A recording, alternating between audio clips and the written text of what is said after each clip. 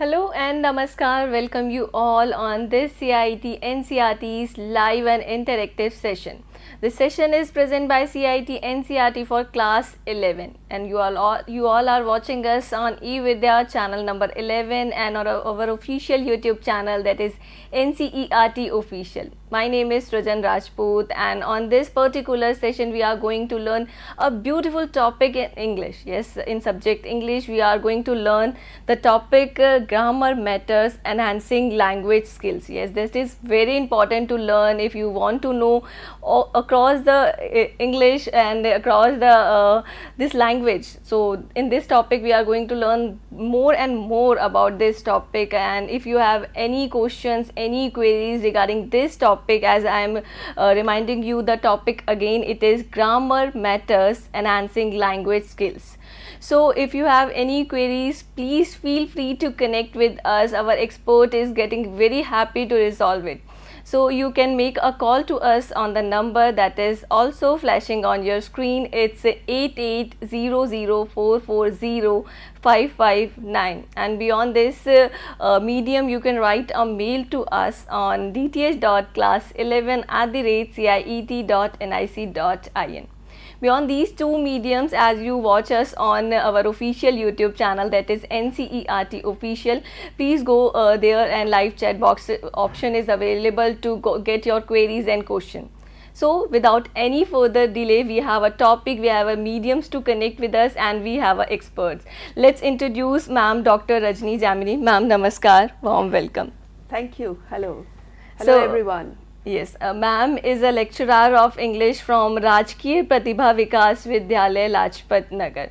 So ma'am, in this topic, first of all I want to know why we choose this topic to discuss today and to teach this topic to class 11 student.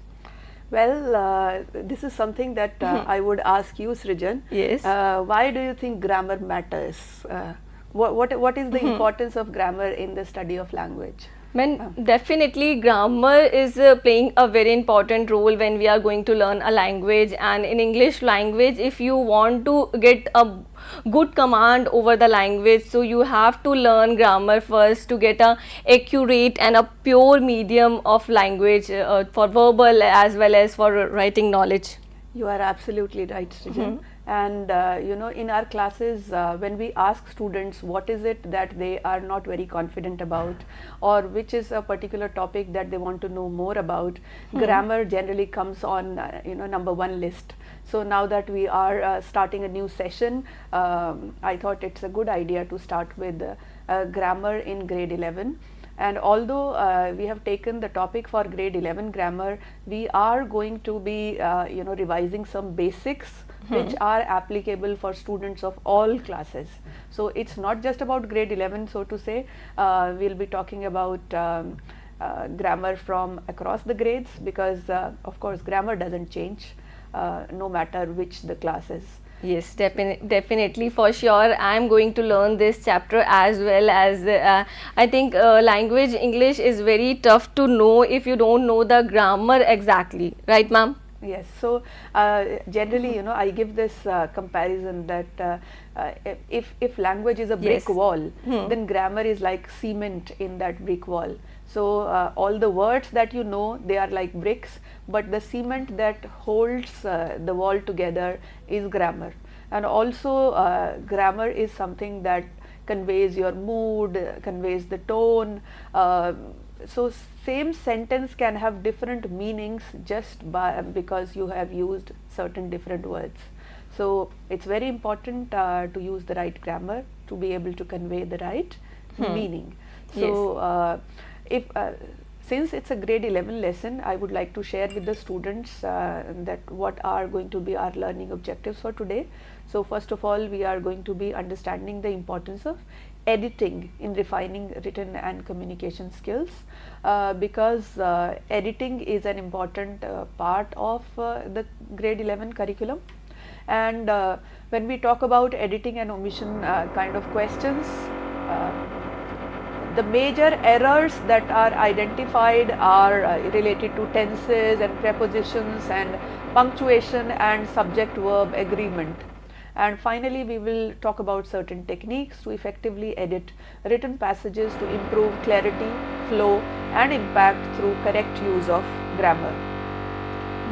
So these are the three things that we are going to be looking at through the lens of editing and omission by refreshing our grammar, because when it comes to grade 11, it is integrated grammar that is tested, and generally the questions are in the form of editing and omission.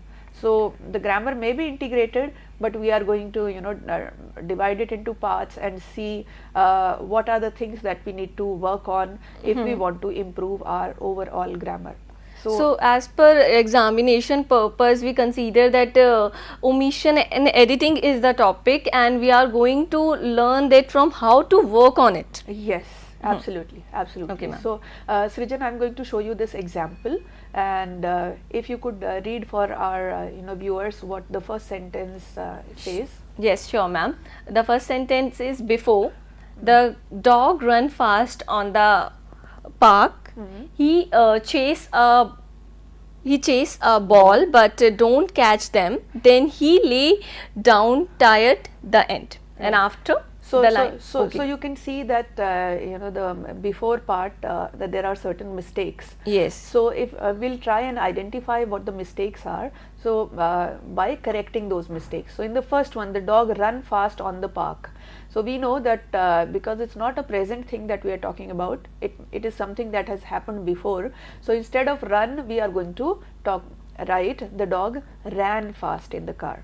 So here, what kind of a mistake is it? If we can decodify the kind of mistake, so run and ran, so the tenses are different, right? Right. So one of the major things that we need to brush up on is our understanding of tenses if we want to do better at editing.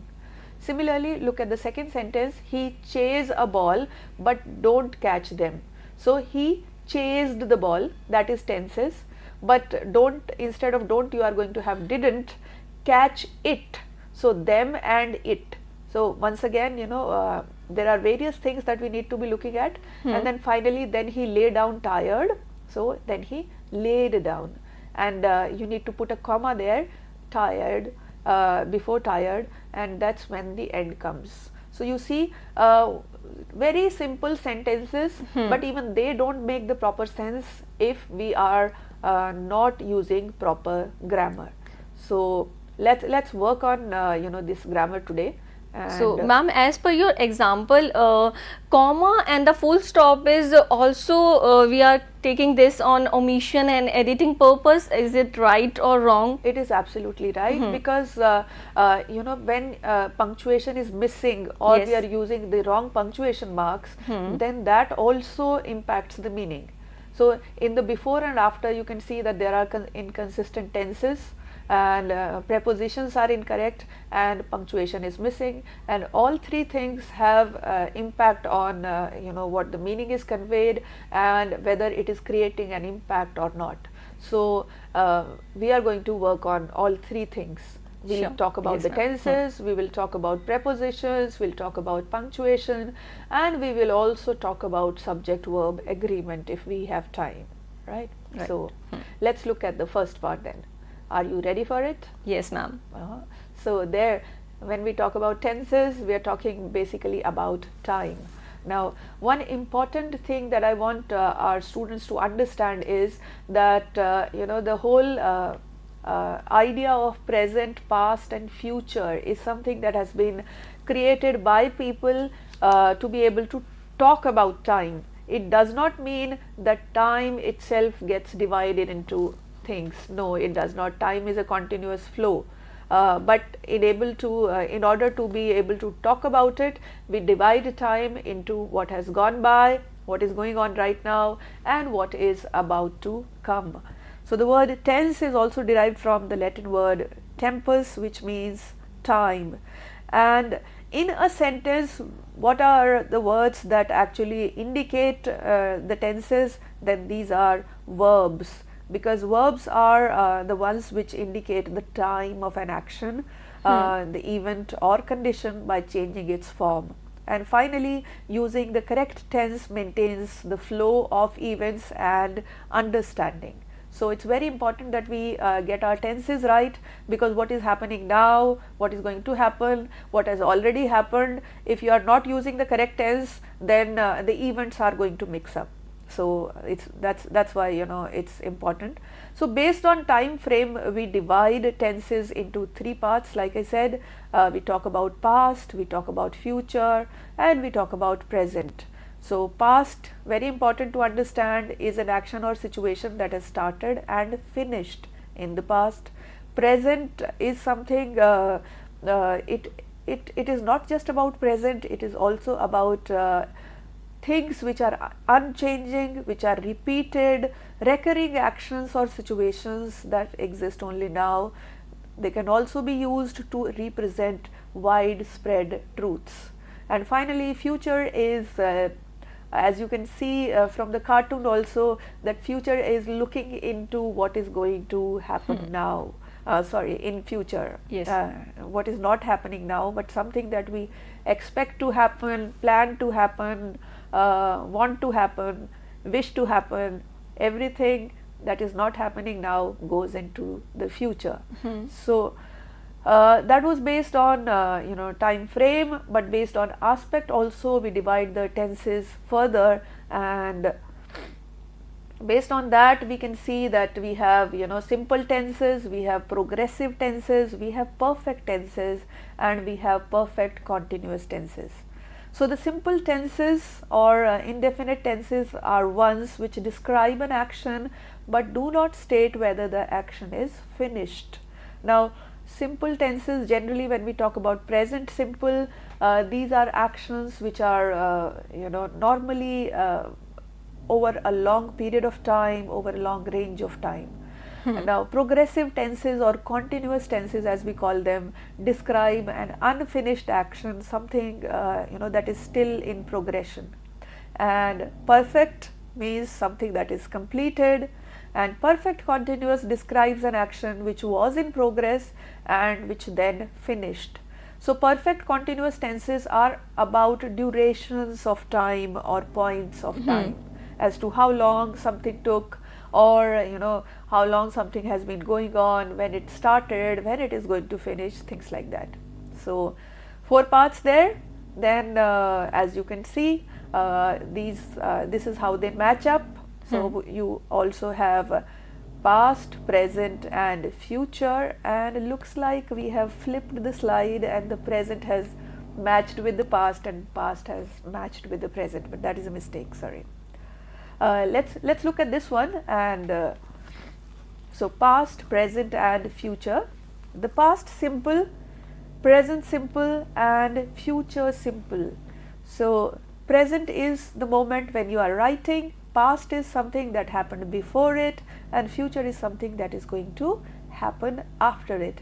And so for past we use, if we are working, then we in the past we say we worked, in future we say we will work, and at present it is work. So the forms of verb change according to the tense that we are talking in. And some of the rules that the students need to keep in mind. Now I would not say that the students need to memorize these rules. All I'm saying is that they can just practice writing the sentences, and that itself is going to make them understand and never forget something like this, because language is all about usage. जितना ज़्यादा हम उसको use करेंगे उतना ही हमें उसमें problem हमारी solve होती चली जाएगी. तो for basic understanding, it's important that we have an understanding of the rules, but they are just for clarifying doubts. It's not as if it's a mathematical formula that you need to memorize. So nothing to feel scared about, Yes. nothing to be intimidated about. So let's look at the tenses one by one. And so the simple present or present indefinite tense is is used to describe an action, an event or a condition that is relatively permanent in nature. So Srijan, if I could ask you an example of, I have given one or two examples. I would want our students also to think of a few examples and write it in our chat box. So the example that I have given is that the sun rises in the east. Now it is, I would say, relatively permanent or almost permanent in nature, because when we are observing from earth, the sun always seems to rise in the east. Similarly, we know from science that earth goes around the sun. Then something that happens frequently or at a regular interval. So she plays volleyball every day. And if we could talk about Srijan, so Srijan works at the office as an anchor on a regular basis. So in all these situations, we are going to use a simple present or present indefinite tense. So anything else that you would like to add, Srijan? Any example? For sure, ma'am. We can write as Sita is write a letter. Is this a example of this present? We can say that Sita writes a letter Writes, okay, yes. S and ES is must be present. Must be present. And if she writes a letter at a, maybe once a month, or if she writes a letter every Wednesday, or so something that is relatively permanent, something that people do on a regular basis, always, frequently, habitually. For those kinds of actions, we use the simple present or present indefinite tense. Okay, ma'am. Now clear. Yes.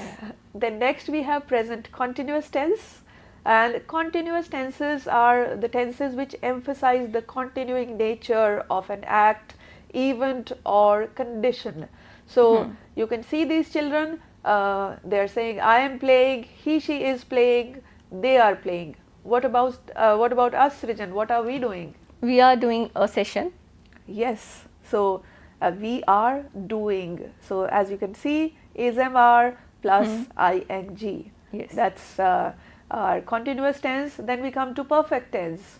So what form? The perfect tenses are used to describe an action that began in the past but is continuing into the present. So I have played, she has played, we have, when we complete this session, we can say that we have completed. So has, have plus third form of the verb that we are talking about.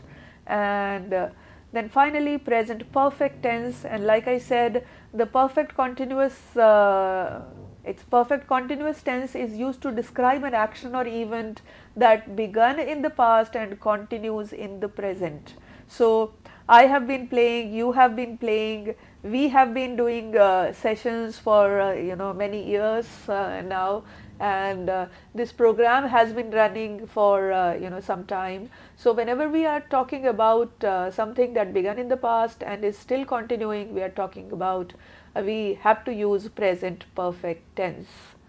And now moving on to the past tense. So anything that you would like to talk about your past, in your past, Srijan? What did you do when you were a child?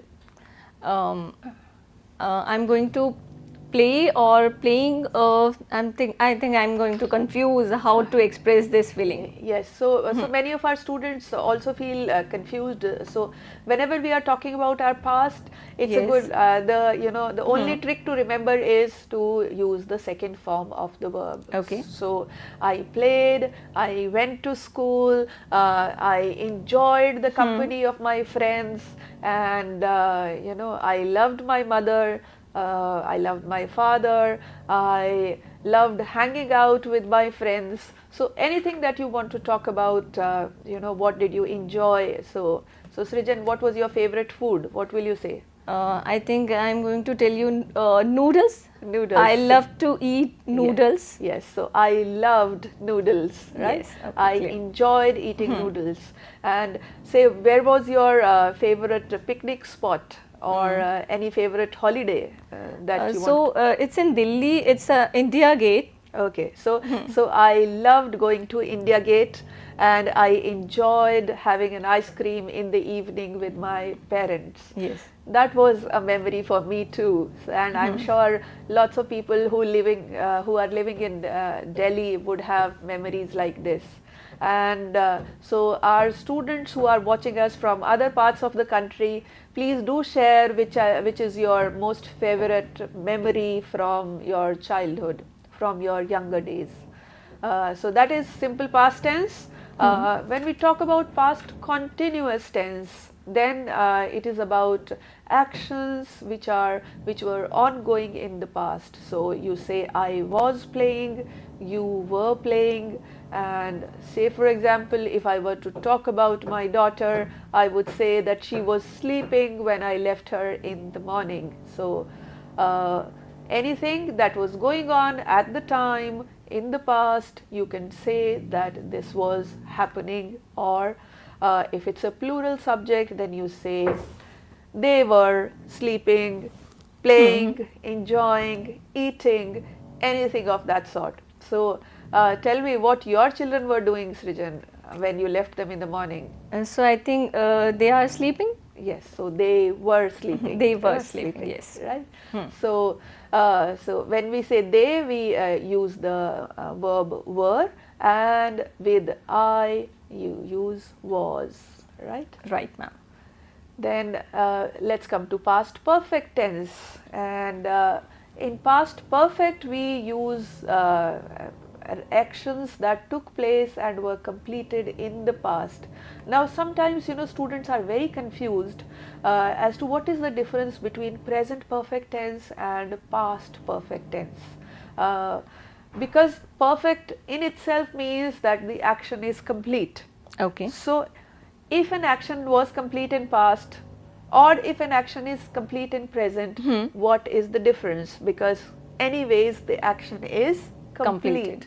So how do you differentiate between the two? Very difficult. Yes, ma'am. So we want to know this from you, how to different this means a lot things there are. So बहुत tough है, इन दोनों में बहुत minor सा difference है, तो कैसे इसको clear कर सकते हैं please? So students, all those who have ever been confused about it, now is the time to clarify your doubt once and forever. So when we are talking about present perfect, we are talking about events that are complete, but we mean to be dealing with their consequences in the present. Okay. Then we use the present perfect tense. But when we are talking about simply things in the past that were completed, we use past perfect tense. Let me give you an example. Then say for example, Srijan, what was your favorite movie when you were a kid?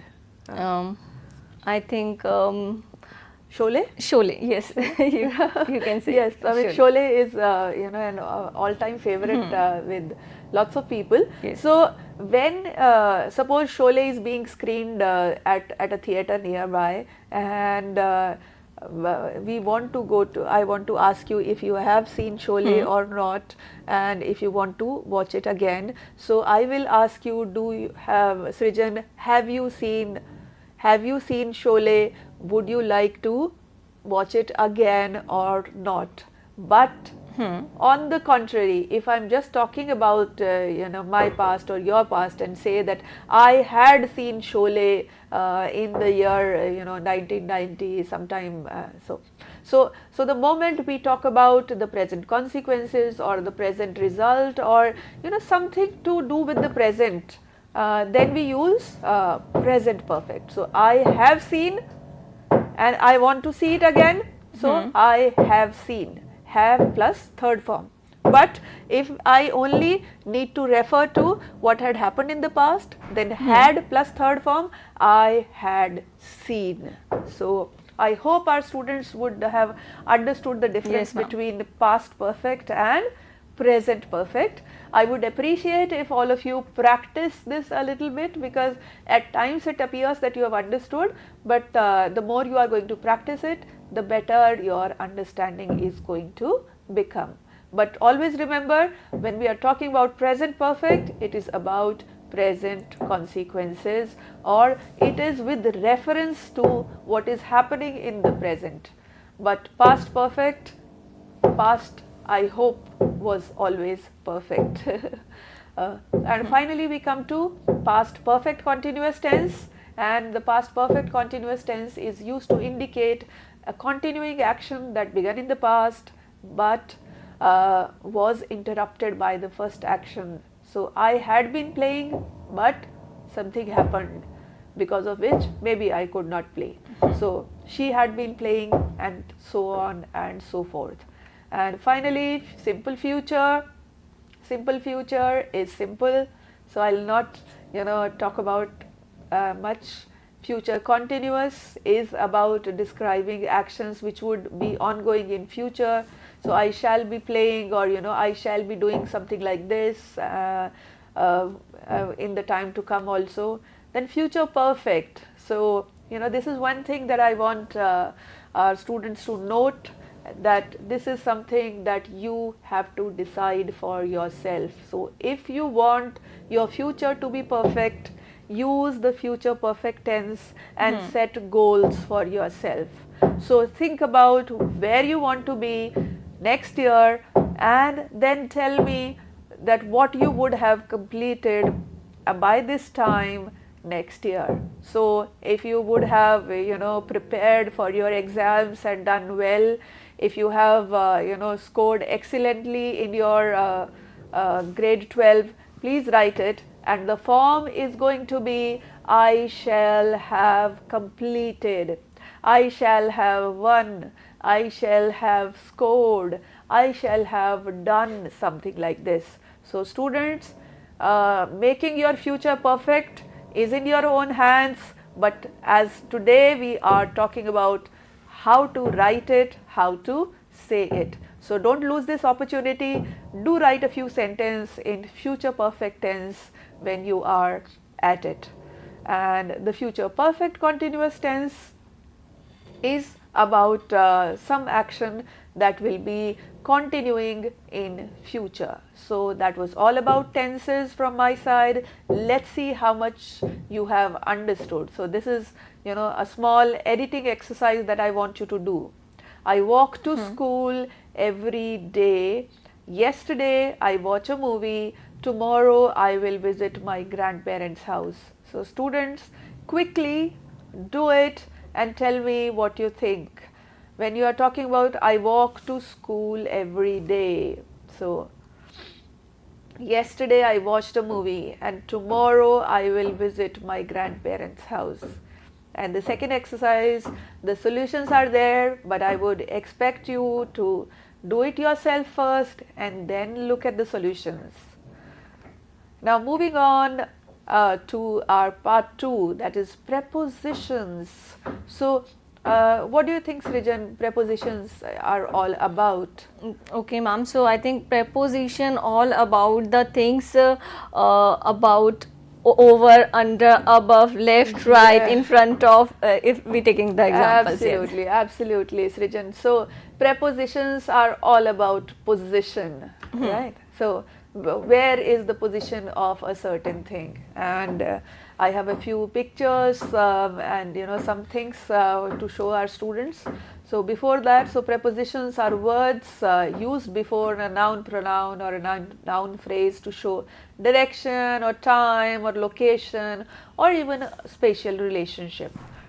So let's have a look at prepositions of place. So what do you see?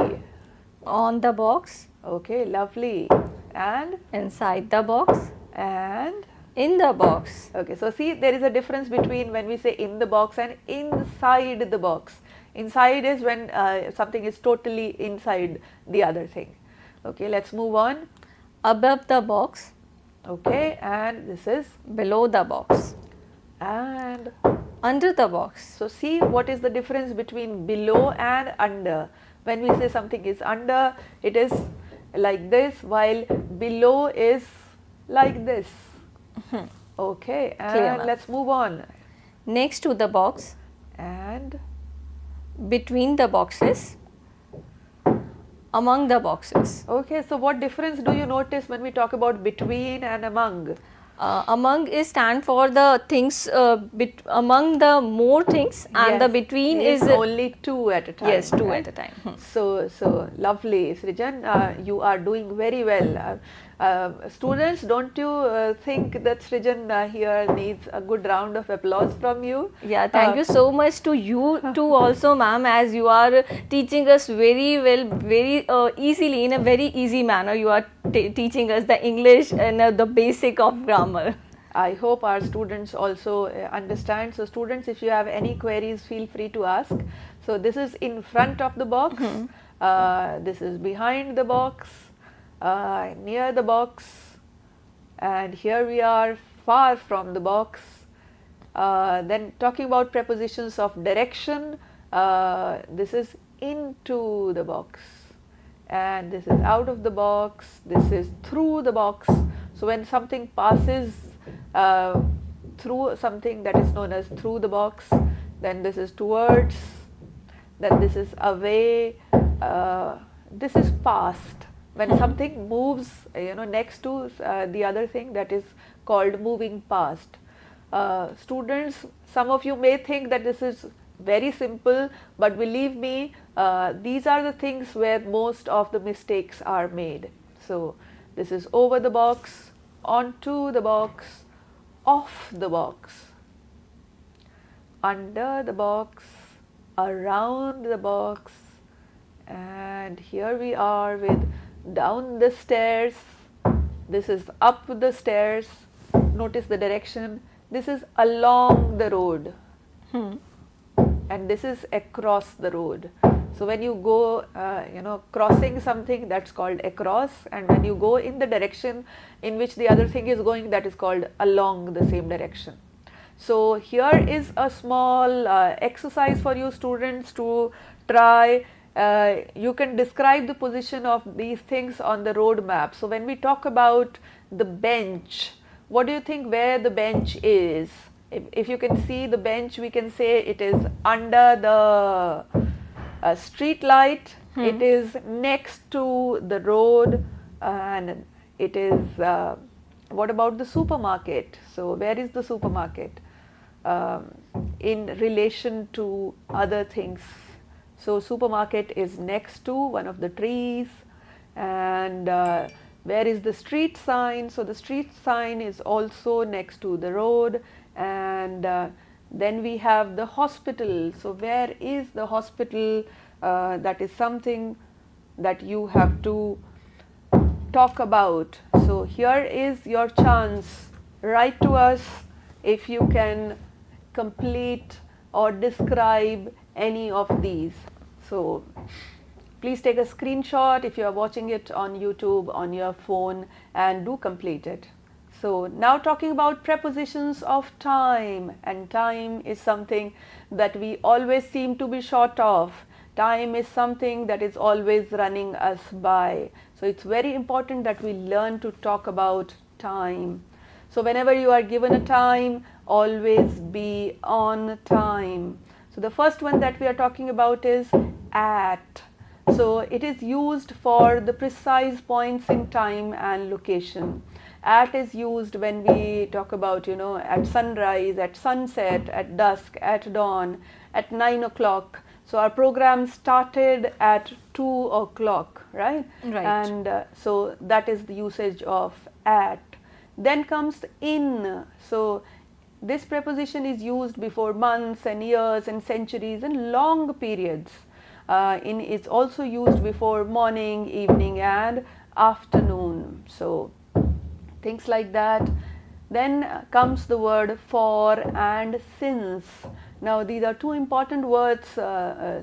We need to have a clear understanding of where and when to use it when we are talking about time. So for is used when we talk about a period of time.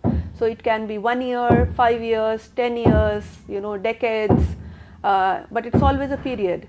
And since is used when we talk about a point in time. So we could be referring to 1989, we could be referring to 2002, we could be referring to 2005, any point in time. So the French Revolution took place in 1789. So we have been talking about, liberty, fraternity, equality since that time, because that was the time when it was used for the first time. So for and since. So another important preposition is after and before. So something happened afterwards and something happened before a point in time. And by is used to indicate again a point of time, that by next Monday I would have completed this, or given my assignment to you, or would have finished something. So that is by. Then comes during and from. So this during is used to indicate duration, as you can guess from the spelling also, during, duration. And from is used to show when something starts. So from 7 p.m. to 10 p.m. And let's practice a little. There is a small exercise for students. Let's create a meaningful sentence by using the images in the box and the right prepositions that you have learned in this lesson. So what do you think? So I think sofa is near to the bed. Yes. Near. Very good. And the pillow is above the bed. Yes. On the bed. On the bed. Yes. And bed sheet is also. Yes, bed sheet is also. The bed sheet is lying across the bed. So students, you can also think of some more words that can be some more sentences that can be used to describe this small picture. And let's move on to another important part of editing, that is punctuation. So what do you think? Punctuation is it important, Srijan? What yes, ma'am. As you mentioned it on the when we are going to enter this session, as you mentioned, punctuation is denoting punch of time. So कहाँ पर small dot आना है, कहाँ पर comma आना है, इस सब के लिए तो हमें definitely punctuation को सीखना ही होगा. Right. So full stop is used at the end of a statement, and in American English people use it, call it period also, and so the full stop or period, it means one and the same thing, and it's used to indicate the end of a statement. And the second one is exclamation point. So whenever we exclaim, we want to show excitement or emphasis at the end of a sentence. So the moment we say wow, we say oh well really done. Yes, oh really. so that's an exclamation sentence. And mark, question. A question mark is used at the end of a question. So can you help me carry this box? And nowadays, when we are using SMS language to and typing on WhatsApp and things like that, so many times we are not exactly writing a question, but using question mark to indicate that we are asking a question. Yes. Students, if you really want to improve your language, I would suggest that every time you want to ask something, do correct the form of the question also, because instead of asking where are you going, people are just writing going dash question mark. So I know that's a different kind of language altogether, but it's important that we know that these marks are not to be used in isolation. They are supposed to be used behind or in the middle of sentences to indicate a particular kind of sentence. So just because you put a question mark at the end of any statement or word does not make it a question. Actually we use like a abbreviation. So Yes. matlab in a nick word of something. Yes, I guess language is also evolving, but that cannot be considered correct language when it comes to exams or academic writing. Sure, So but it's okay to use it when you are among friends, and writing informally, but do learn to differentiate when it's a formal situation and when you are writing academically for an assignment or a paper or for a formal situation. So now comes comma, and comma always tells you, is asking you to give you a break. So so a comma suggests that there is a to differentiate between two things when it's a list. So if you say I need to buy an apple, an orange and a banana, so you separate things by using the comma. Even in a sentence, when you are using a comma, that means that you are starting on with something else or something different than what you were saying in the first part of the sentence. Then comes semicolon. The semicolon, as the graphic indicates, is used to join two independent clauses that are closely related. So Melissa went to the library to study. It was the only place quiet enough for her to focus. So we are talking about the same thing. We are qualifying why Melissa went to the library to study, and when we want to join two clauses like this, we use the semicolon. We also have the ellipsis, which is the three dots which are used to indicate a pause, and the quotation marks. Now once again, I've been teaching lots of students and talking to lots of people about their understanding of English. Nowadays, a lot of people think that idioms and phrases and important sayings are quotations. So students, let me clarify it for you that quotation marks and a quotation, they are related things. Quotation marks are used to mark the beginning of a quote to show that this particular sentence was said by someone else. So if you are making some wise sayings by yourself, some funny, some quirky things by yourself and putting it within quotation marks, it does not mean that you are writing a quotation. A quotation is something that is said by someone else, and you are using the quotation marks to indicate that these are not your words. So that is an important distinction that I see that students in many places are not able to distinguish between. So very important to use quotation marks. If something that you are writing in your paper or you are saying it, if it has been used by someone else, if it has been said by someone else, then quotation marks are to be used. Finally, we have apostrophe, and as you can see, apostrophe indicates possession. When something is mine or yours or anyone else's, then we use the apostrophe or apostrophe and S. So it's used to show possession. Colon is to introduce groups of words in a series or introduce a quote. So that's what the colon is for. Frank was going to buy three things: a lamp, a couch and a book. And with that we come to the end of punctuation. I hope students that you have understood and are going to practice punctuation exercises to make sure that you are using the right punctuation mark at the right place. And finally, coming to subject-verb agreement. So Srijan, like I told you that in English, when we are talking about editing, this is something where most of the mistakes come from. So it's important that our students understand the importance of subject-verb agreement. Okay, ma'am.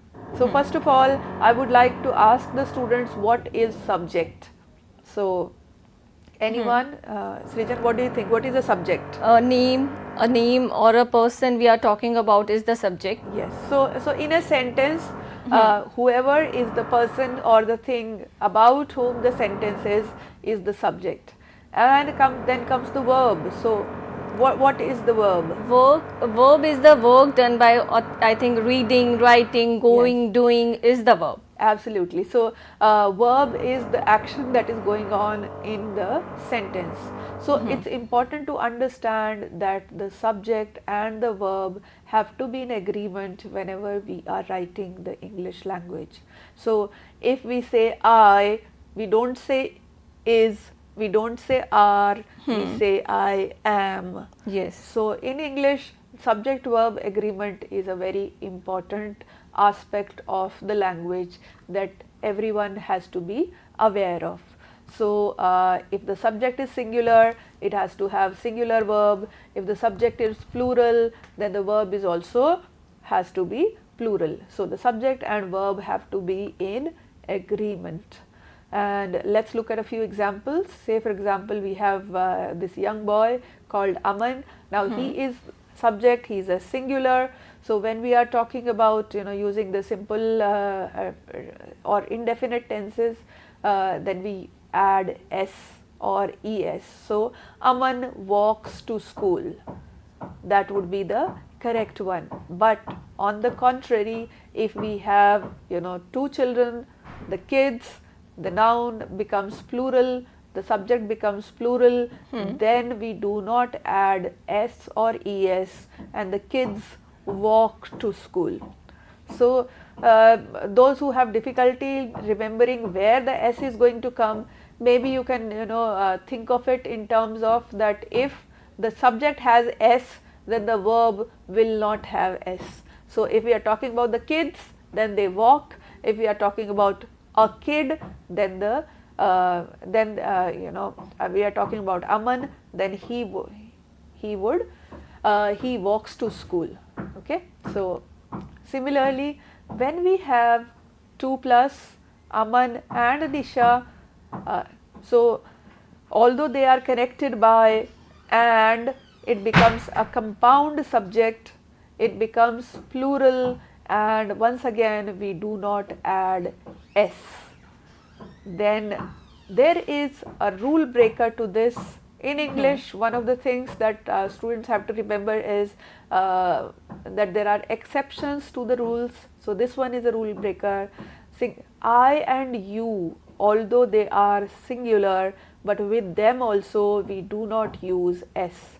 So I go to sleep, you go to sleep. So with I and you, we do not add s or es.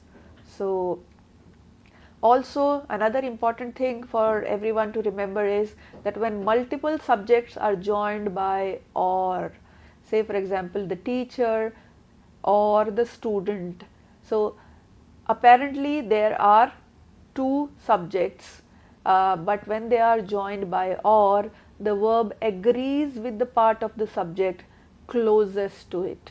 So when we say the teacher or the students, then it will be walk the halls, and when we say the students or the teacher, walks the halls.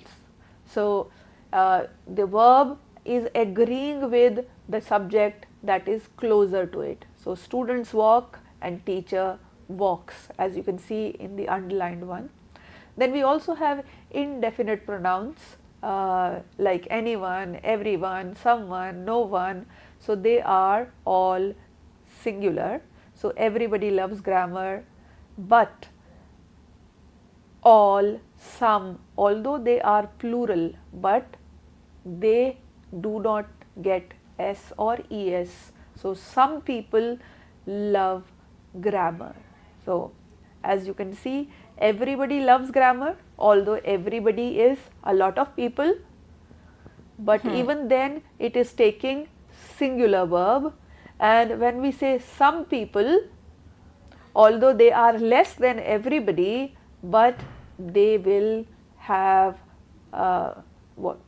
they will not have any s or es, they will have the plural verb. So some people love grammar. So it's very important that students understand what there are minor differences, but these differences actually make a difference when it comes to right or wrong language.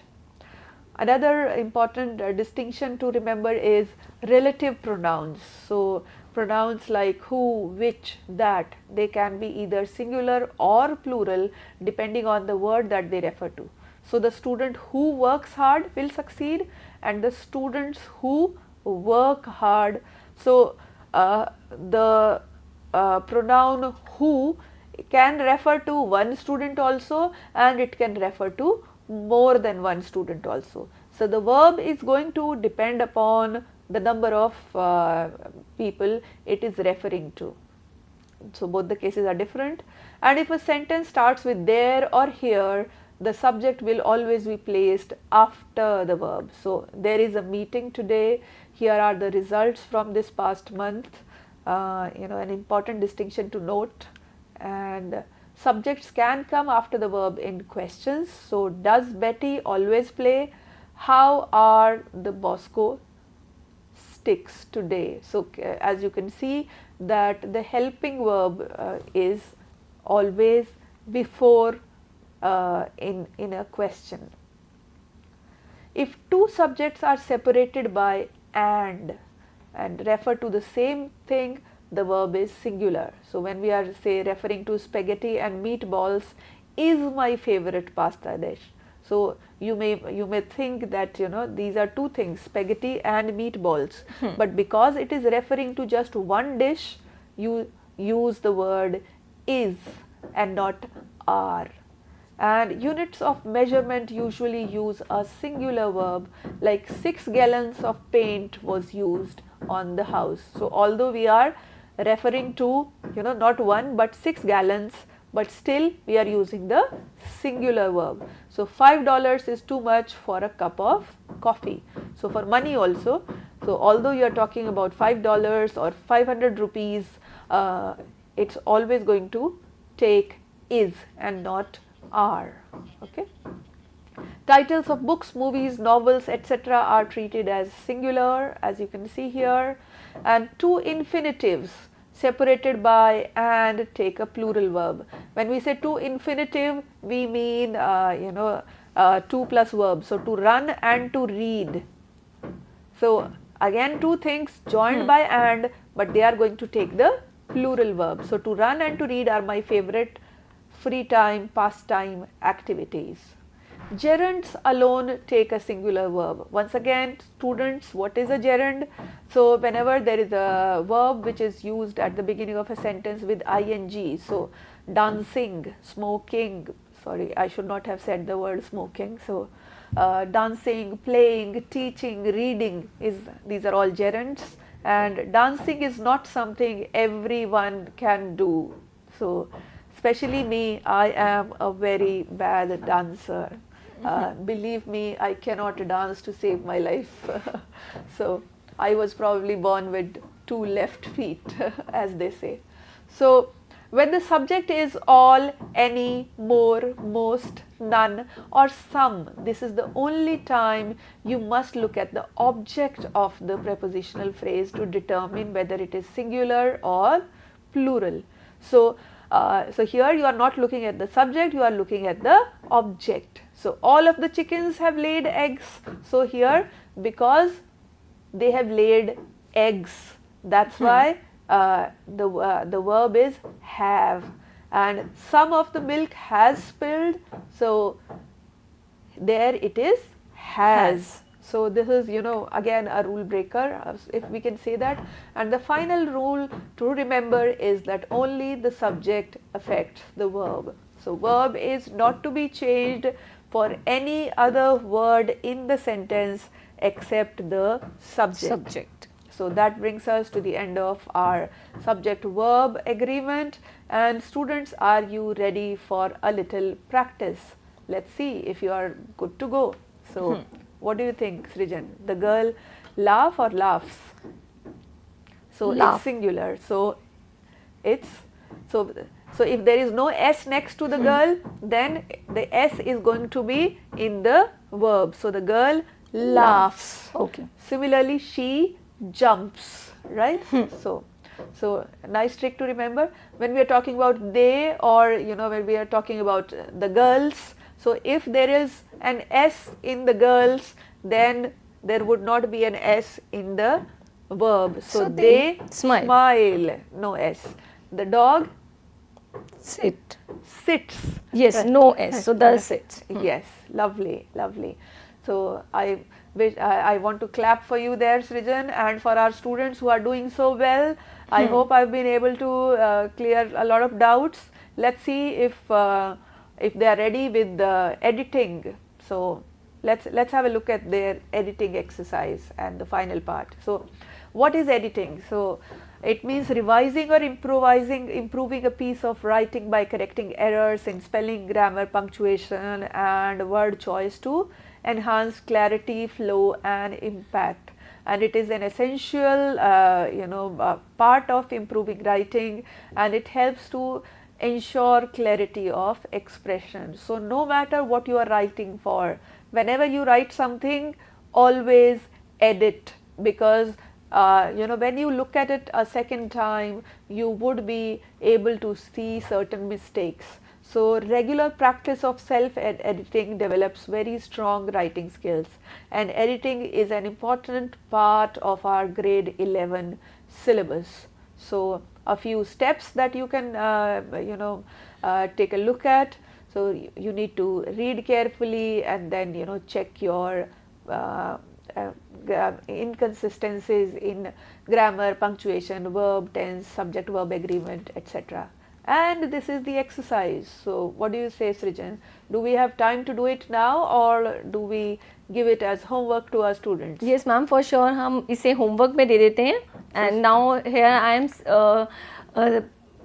मैं यहाँ आपको सभी को बताना चाहूँगी कि कैसे आपको हमें ये होमवर्क भेजना है. You have to send a mail to us on dth.class11@ciet.nic.in. So here is your homework, and now time to wrap up this show.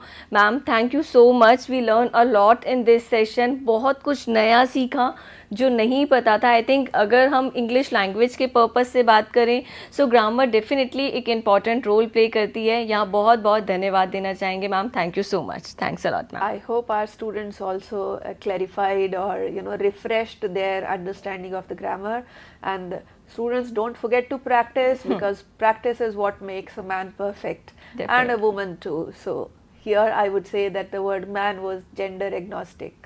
Okay. So ma'am Rajni Gemini is with us. Ma'am Dr. Rajni Gemini is a lecturer of English from Rajkiya Pratibha Vikas Vidyalaya Lajpat Nagar, and we have a rich English session of grammar. So I think you learn a lot in this session. Here I am appealing you something that is very important. Please, please, please, I request you all to must give your valuable vote.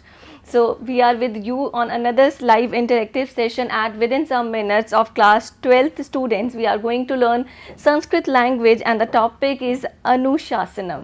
So please feel free to connect with us. The various medium I told you, and the link is also there. So feel free to connect with us through various medium. Now here I am taking leave from this particular session. My name is Srijan Rajput. Please हमें देखते रहिए यूं ही CIT NCERT के live और interactive sessions में NCERT official के माध्यम से और eVidya चैनल नंबर 1 से लेकर 12 पर. हमारे सभी सेशंस के लिंक भी आप अपने फ्रेंड्स और फैमिलीज़ में ज़रूर शेयर करें, सो दैट इनकी जो वैल्यूज़ हैं और जो इनके आप कहें या फिर समझ पा रहे हैं कि इनके जो बेनिफिट्स हैं वो सब तक पहुंचने चाहिए. मैं सृजन राजपूत आप सभी से यहाँ से चाहूँगी अनुमति. आपका दिन शुभ हो. नमस्कार.